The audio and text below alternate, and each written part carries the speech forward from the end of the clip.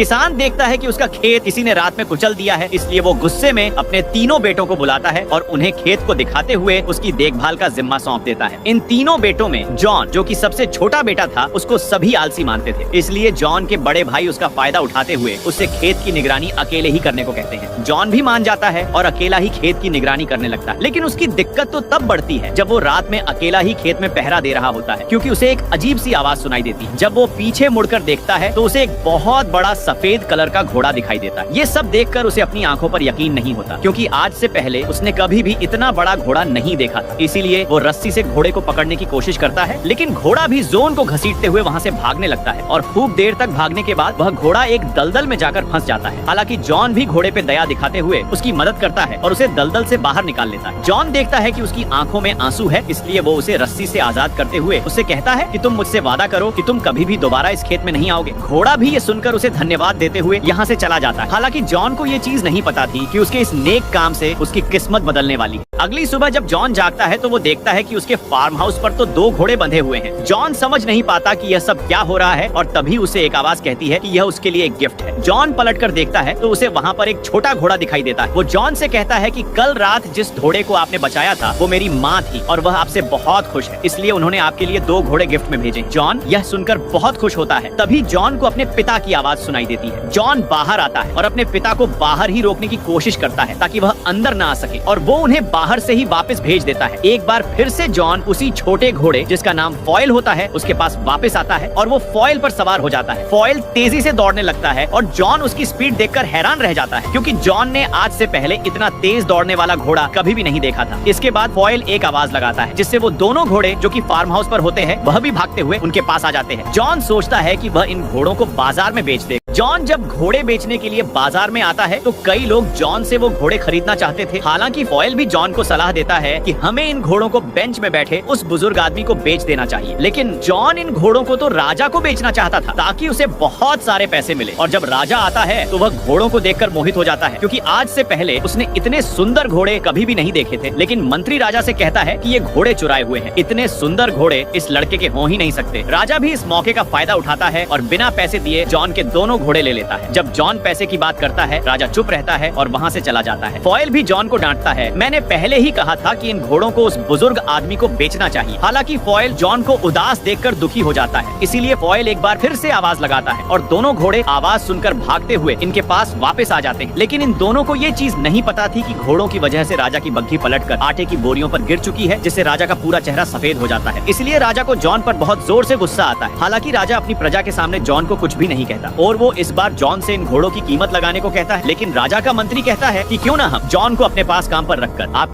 राजा John से बदला लेना चाहता था, इसीलिए वो उसे अपने पास घोड़ों की देखभाल करने के लिए रख लेता है। जॉन भी हंसते हंसते इस नौकरी के लिए मान जाता है और वहीं पर रहकर राजा के कामों को करने लगता है। धीरे धीरे सभी उसके अच्छे स्वभाव की वजह से उसे प्यार करने लगते हैं। लेकिन राजा उसे अपने बदले की आग के चलते मारना चाहता है, इसलिए राजा का मंत्री उससे कहता है कि हमें जॉन को ऐसा काम देना चाहिए जिसे वो पूरा ना कर पाए और उसके बदले हम उसे मार दें। इसलिए मंत्री राजा से कहता है क्यों ना हम जॉन से वो जादुई फिनिक्स बर्ड मंगवाएं। उसको लाना बहुत मुश्किल है क्योंकि आज तक उस बर्ड को कोई भी नहीं ला पाया और जॉन कभी भी वो जादुई फिनिक्स बर्ड नहीं ला पाए। तभी आप जॉन को मौत की सजा सुना देना। राजा को अपने मंत्री का आइडिया बहुत पसंद आता है, इसलिए राजा जॉन को ये काम दे देता है और जॉन भी इस काम के लिए आसानी से मान जाता है। हालांकि फॉयल जॉन को डांटता भी है। वो उसे कहता है कि जादुई बर्ड को लाना इतना आसान भी नहीं है जितना तुम सोच रहे हो। लेकिन जॉन इस काम के लिए हाँ कर चुका है, इसलिए वो फॉयल की पीठ पर बैठकर बिजली की स्पीड से दूर एक जंगल में चले जाते हैं, जहाँ पर फॉयल जॉन को सबसे पहले एक पेड़ के पास लेके जाता है, जहाँ पर उन्हें बहुत सारे ड्रीम नट्स मिलते हैं। जैसे ही जॉन वो जादुई फल उठाता है तो फॉयल उसे खाने के लिए मना करते हुए कहता है कि ये फल नशीले हैं, इन्हें खाते ही तुम बेहोश हो जाओगे। हालांकि फॉयल जॉन से कहता है कि ये फल जादुई बर्ड को बहुत पसंद है, वो रोज रात को इन्हें खाने आता है और जैसे ही वो इन्हें खाकर बेहोश हो जाएगा हम उसे पकड़ लेंगे। इसलिए ये दोनों रात होते ही जादुई फल को फैलाकर फायर बर्ड का वेट करते हैं। अब जैसे ही जादुई फायर बर्ड को उस फल की खुशबू आती है वो इन्हें खाने के लिए यहाँ पर पहुँच जाता है और ये सब देखकर फॉयल और जॉन दोनों बहुत खुश होते हैं। इधर फायर बर्ड मजे से वो फल खा रहा होता है और थोड़ी देर बाद वो फायर बर्ड गहरी नींद में सो जाता है। लेकिन जैसे ही जॉन उस बर्ड को पकड़ने जाता है तभी वो होश में आ जाता है और गुस्से में जॉन का पीछा करने लगता है, जिससे पूरे जंगल में आग लग जाती है। हालांकि वो फायर बर्ड इन दोनों को पकड़ भी लेता है, लेकिन इससे पहले वो जॉन को मार पाता। जॉन अपने पास बचे आखिरी जादुई फल को फायर बर्ड की तरफ फेंक देता है और जैसे ही वो फायर बर्ड उस फल को खाता है वो एक बार फिर से बेहोश हो जाता है। जब सुबह उसे होश आता है तो वो देखता है कि